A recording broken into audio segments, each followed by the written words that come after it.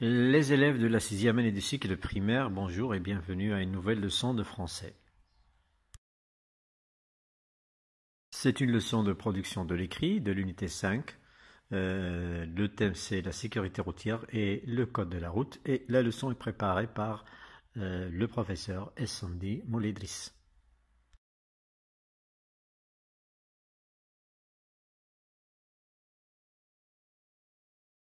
Commençons donc par regarder l'image.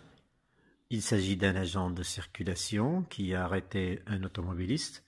Peut-être que l'automobiliste n'a pas respecté le code de la route, alors l'agent lui a adressé les conseils et les recommandations suivants.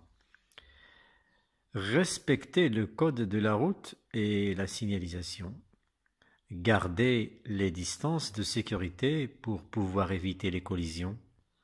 Modérez votre allure à l'approche d'un cycliste ou en cas d'intempérie. Soyez prudent en cas de dépassement. Regardez latéralement et derrière vous avant d'ouvrir la portière. Ne stationnez pas sur les aménagements cyclables. Ne klaxonnez pas inutilement.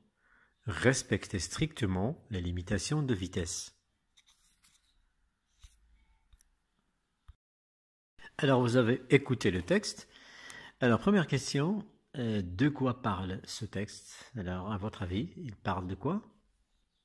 Oui, le texte parle de recommandations et de conseils adressés par un agent de circulation à un automobiliste. Question suivante, de quel type de texte s'agit-il? Alors, si vous vous rappelez ce qu'on a dit dans le texte de lecture que nous avons vu dans le même thème, on a dit que lorsque nous avons des phrases qui commencent par des verbes à l'impératif qui expriment soit une interdiction, soit un ordre, soit un conseil ou bien des recommandations, alors là, il s'agit d'un texte injonctif. C'est ça donc, ici, il s'agit d'un texte injonctif parce que les phrases que vous avez devant vous ici, ce sont des phrases impératives. Et à qui s'adresse l'auteur dans ce texte? Et quel est le titre de ce texte? Alors, regardez bien. Oui. Le titre est Conseils et recommandations pour les automobilistes. Et de combien de recommandations et de conseils est-il constitué? Oui, alors comptez. 1, 2, 3, 4, 5, 6, 7 et 8. Donc il est constitué de 8 conseils et recommandations. Maintenant, à vous d'écrire les verbes utilisés dans ce texte.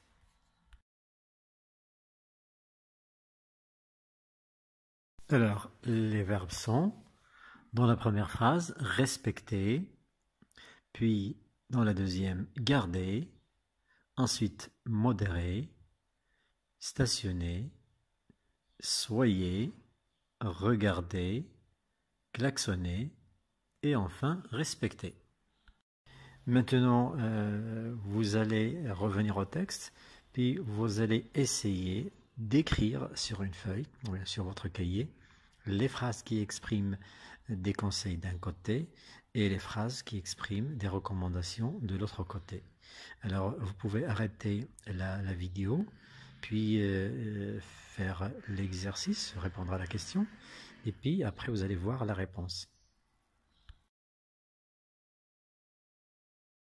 Alors, les phrases qui donnent des conseils dans le texte, oui, vous devez les recopier sur votre cahier. Alors, ces phrases sont, oui, la phrase A, la phrase B, la phrase C, la phrase F, la phrase G et la phrase H. Donc ça, ce sont les phrases qui renferment des conseils. Pour les recommandations, nous avons deux phrases. Oui, c'est la phrase D et la phrase E. Alors vous avez vu que les verbes sont tous conjugués à l'impératif. Les phrases, ce sont des phrases impératives. Donc ici nous avons un texte injonctif composé de phrases impératives où nous avons des conseils et des recommandations. C'est donc un texte injonctif. Alors parlons un peu des caractéristiques d'un texte injonctif. Alors première chose, un texte injonctif doit renfermer des ordres, des conseils, des recommandations ou des interdictions. Puis les verbes dans les phrases d'un texte injonctif sont conjugués soit à l'impératif présent, c'est-à-dire au mode impératif. On peut aussi les mettre au mode infinitif, c'est-à-dire les verbes non conjugués. Et par exemple, on peut dire pour votre sécurité, je vous conseille de, deux points, puis respecter le code de la route, garder les distances de sécurité, modérer votre allure, être prudent, etc. On peut aussi utiliser des expressions d'obligation, comme il faut, le verbe falloir, il faut, ou bien le verbe devoir, tu dois, vous devez, on doit, etc. Alors maintenant, nous allons faire un petit exercice. Vous allez compléter un texte, le texte suivant que vous avez devant les yeux, par les mots de la boîte à outils que vous avez à droite, en haut à droite. Alors, dans la boîte à mots, nous avons le mot véhicule, code, rouge, feu, route, porter, traverser, attendre, faux, à gauche, respecter, à droite, vert.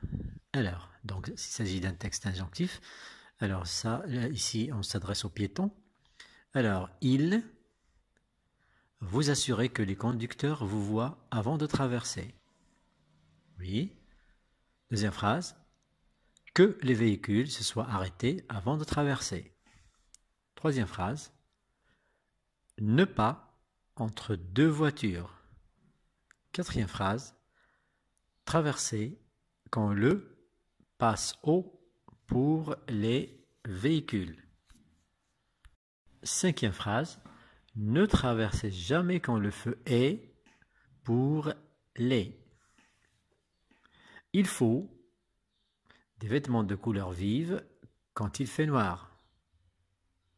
Il faut le, de la. Et enfin, avant de traverser, regardez et bien. Là, je vous conseille d'arrêter la vidéo pour faire l'exercice et puis vous allez voir la correction après. Alors, voyons un peu comment vous avez procédé, comment vous avez raisonné pour répondre. Alors, pour la première phrase. Alors, il vous assurait que les conducteurs vous voient avant de traverser. Bien.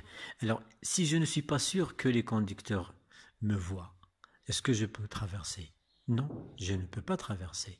Donc, je dois m'assurer que les conducteurs me voient avant de passer, avant de traverser. Alors là, il s'agit d'une obligation. Et on exprime l'obligation par le verbe falloir ou bien devoir.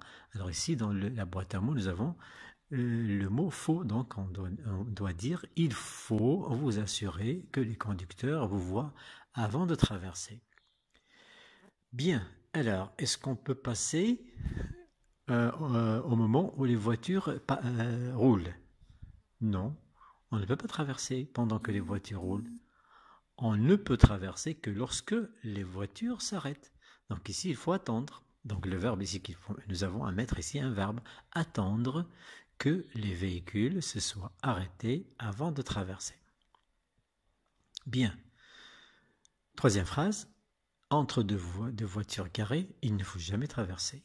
Donc là, il ne faut pas traverser. Donc, ne pas traverser entre deux voitures garées. Quatrième phrase. Alors, quand le feu est rouge, les voitures s'arrêtent et les piétons passent. Donc ici, traverser. Donc ici, nous avons la permission de traverser. Quand est-ce qu'on peut traverser? Quand le feu passe au rouge pour les véhicules. Et dans la phrase suivante, c'est le contraire. Ne traversez jamais. Alors pourquoi il ne faut pas traverser? Parce que les voitures passent. Et quand est-ce que les voitures passent? quand le feu est vert.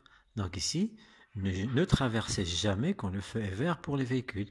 Là, nous avons une interdiction. Bien. Phrase suivante.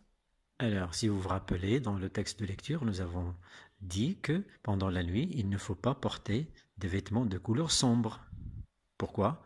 Parce que les conducteurs ne peuvent pas vous voir lorsque vous portez des vêtements de couleur sombre. Alors il faut porter des vêtements de couleur vive. Alors là, c'est une recommandation, il faut porter, alors en général après, ou bien toujours après l'obligation avec le verbe falloir, quand il y a un verbe, c'est un verbe à l'infinitif. Donc ici, il faut porter des vêtements de couleur vive quand il fait noir. Phrase suivante.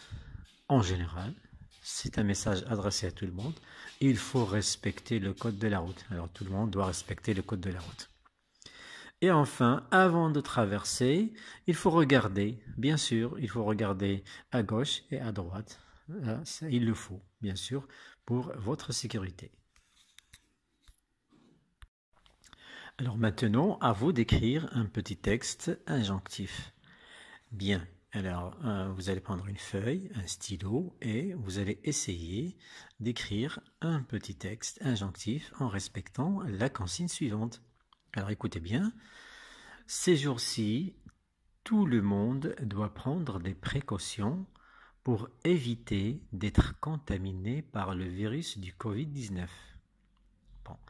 Alors, en tant qu'élève, toi, tu dois rédiger un texte injonctif dans lequel tu donnes des conseils et des recommandations, des interdictions si tu veux, à tes camarades de classe pour éviter cette maladie mortelle.